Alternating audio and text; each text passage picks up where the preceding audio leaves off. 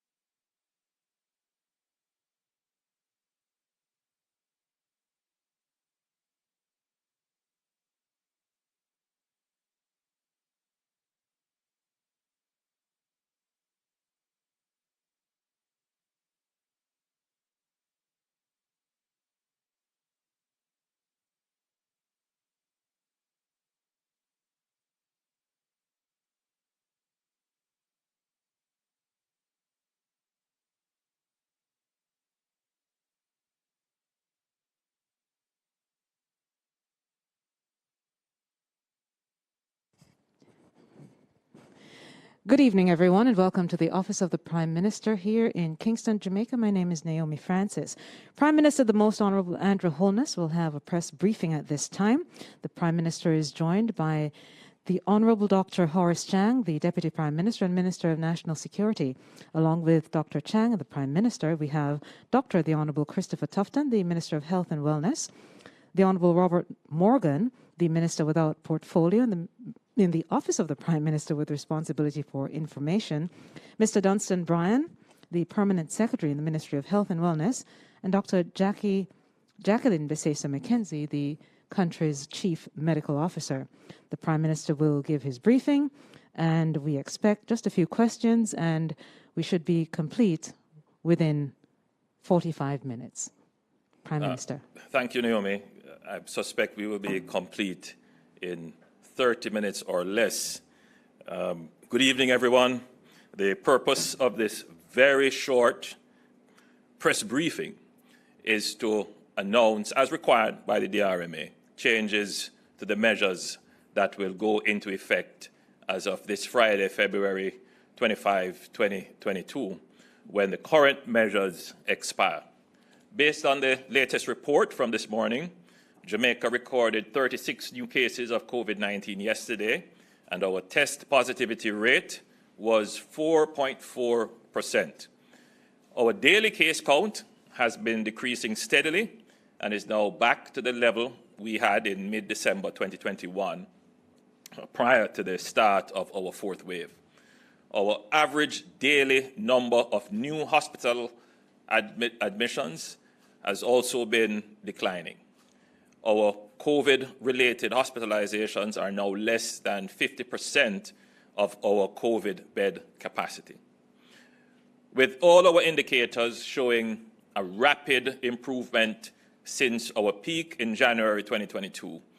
The science and the data would clearly support a further widening of the guardrails to allow more economic and social activity.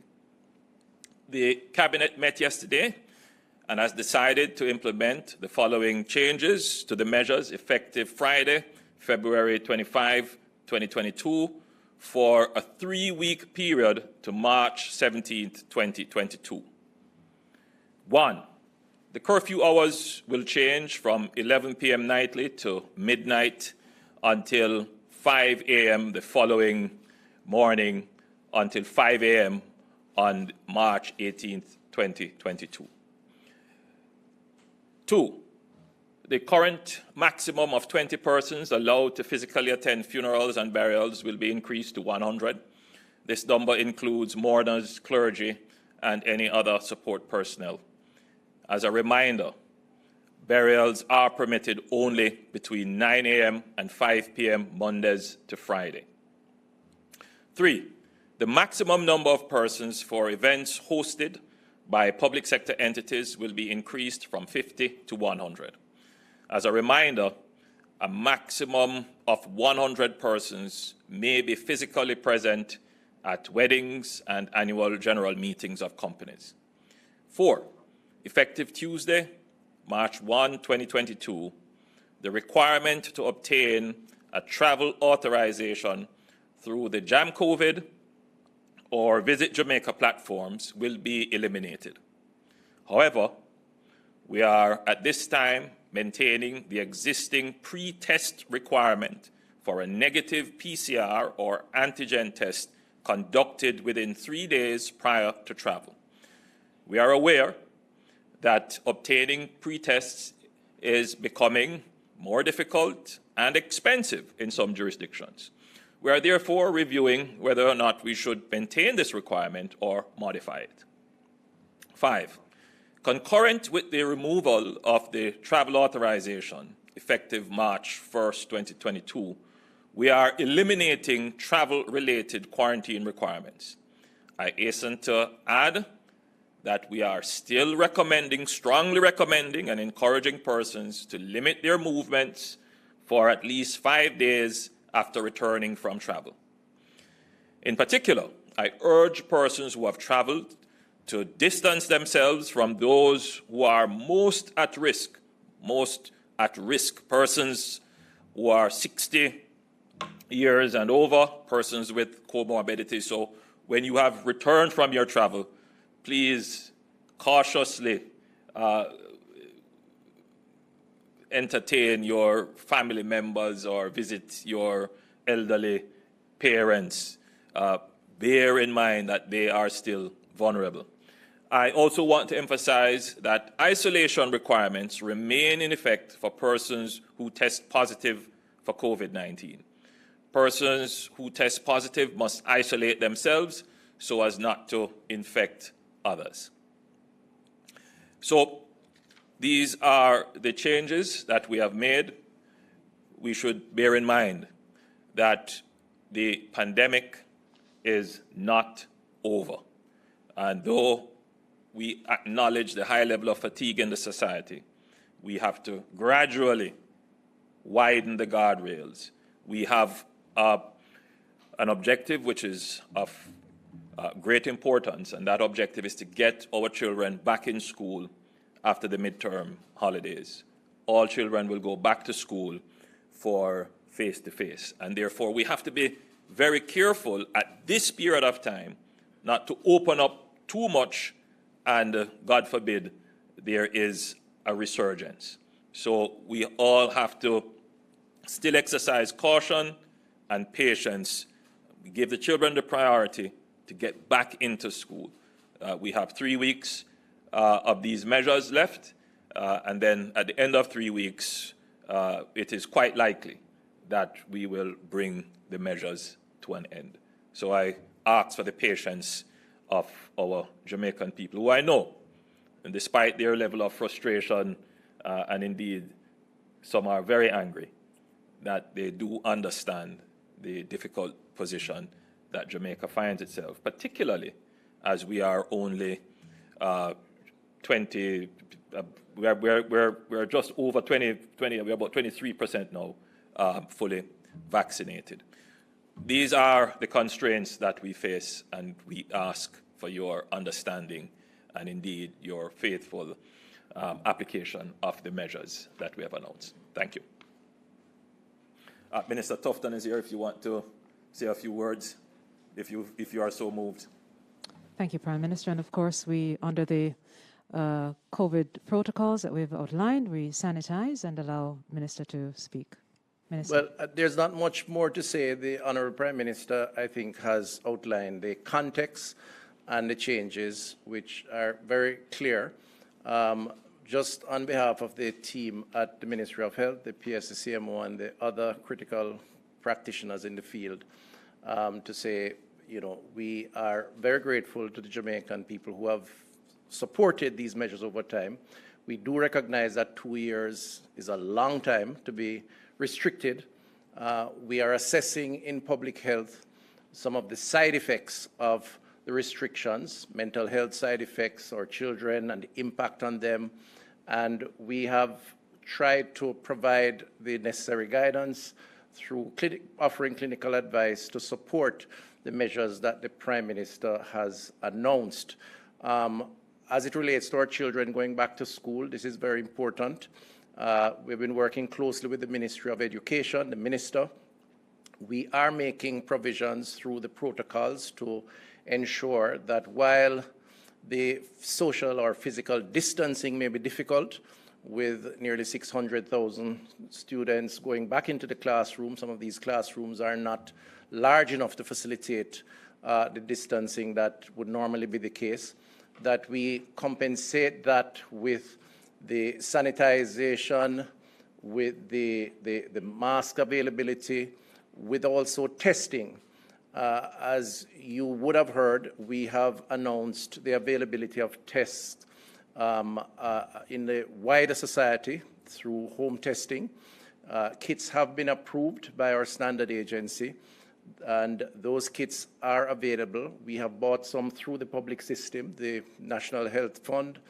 We're working with the Ministry of Education to offer those kits within the school system as part of the monitoring, and of course from there referencing to the health centers.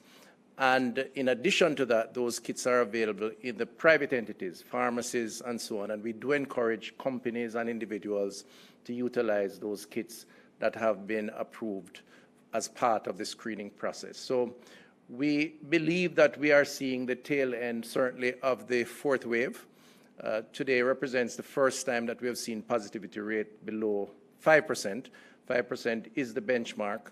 Today we had 4.4%, which is very positive, and hospitalization less than 50%, 300 plus beds occupied of the 740 or so beds that are available for COVID. This augurs well, we believe, for the elimination of the restrictions around elective procedures. Some hospitals have already begun to deal with cases that had to be pushed back to give priority to COVID cases, and you will see more of that in the weeks to come. So we do feel hopeful, based on the advice of the clinicians, that we are seeing the better days and the worst days of COVID have passed.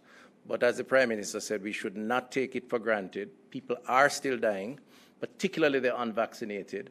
And I close, Prime Minister, by saying, in the interest of vaccination, we do have 1.4 million doses of vaccines in stock, available across the country. Today we received, was it today or yesterday? Today we received 200,000 doses of AstraZeneca. We have J&J, we have Sinopharm, we have Johnson & Johnson. So Jamaicans have a choice, and they have the option, and we do encourage that because vaccinations still represent the best protection against this virus. We will continue to work with you, the public, and we crave your understanding and support as we work towards the closing end of the COVID threat that has confronted us for the past 2 years. Thank you.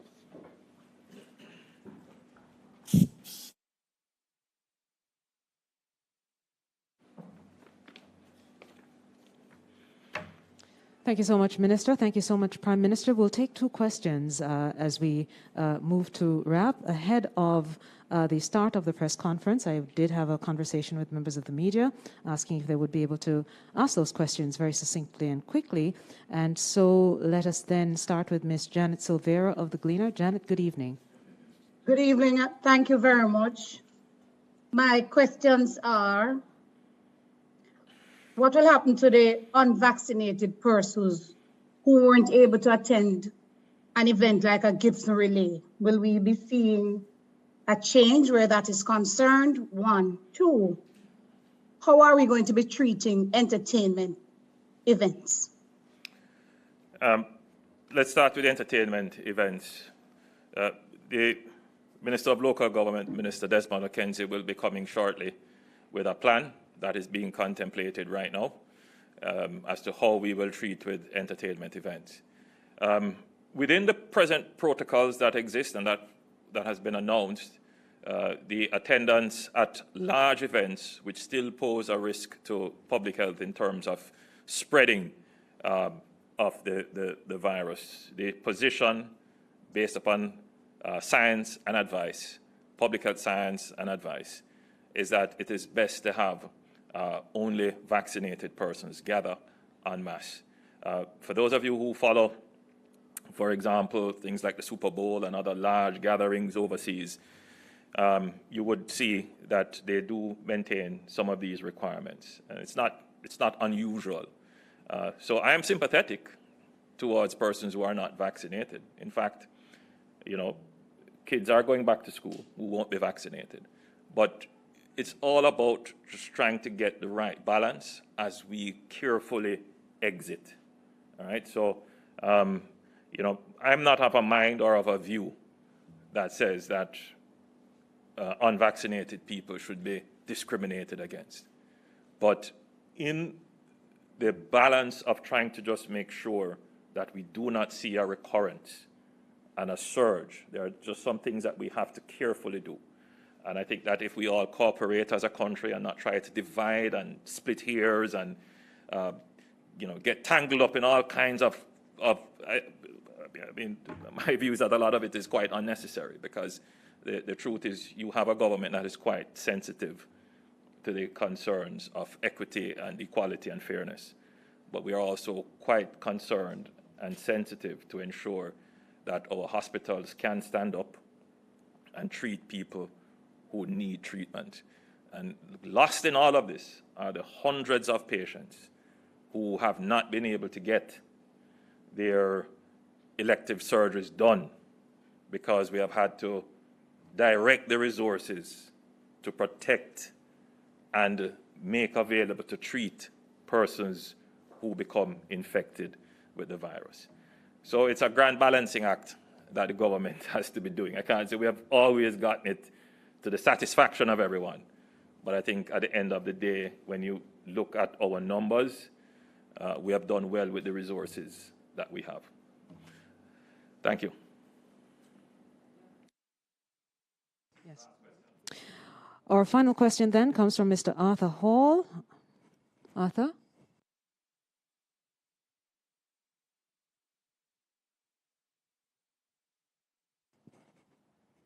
Arthur? Prime Minister, there are just two quick things.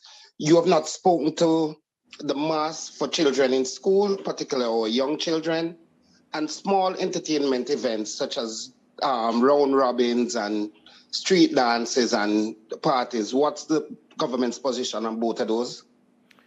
Well, as I've said, the Minister of Local Government is has developed. I mean, it's in the final stages, and it will come to Cabinet at our next Cabinet meeting on Monday. We will refine it, and then we will come to the public to explain exactly how the entertainment sector will be reopened. And I tell you, we're very concerned that the entertainment sector has been so badly hit, particularly the formal sector. So it's not just about reopening, it's also about how we offer support to the industry to return and to return safely. So that is being considered. For children, the protocols apply to them equally. You know, we have said it over and over again. Wear your mask, sanitize, social distance. I would hope that by now, this would become public health second nature. This is how we're going to have to live with the pandemic. You're just going to have to internalize this kind of public behavior. And teachers will have to incorporate that into their teaching in the classrooms. So if I didn't say it here, forgive me. I'll say it just to be clear. The wearing of masks is still required under the protocols. And even when the Disaster Risk Management Act is removed, I am quite certain that it will remain a public health requirement until we are certain that we are out of the pandemic. Ladies and gentlemen, thank you so much. Prime Minister, thank you so much. And that concludes our briefing for this evening. Again, the Prime Minister announcing changes to the COVID measures. Joined the Prime Minister this evening, the Honourable Dr. Horace Chang, the Honourable Christopher Tufton, the Honourable Robert Morgan, Mr. Dunstan Bryan, the Permanent Secretary in the Ministry of Health and Wellness, and the country's Chief Medical Officer, Dr. Jacqueline Bisesa McKenzie. Thank you so much for joining us, and we look forward to seeing you next time. Good evening.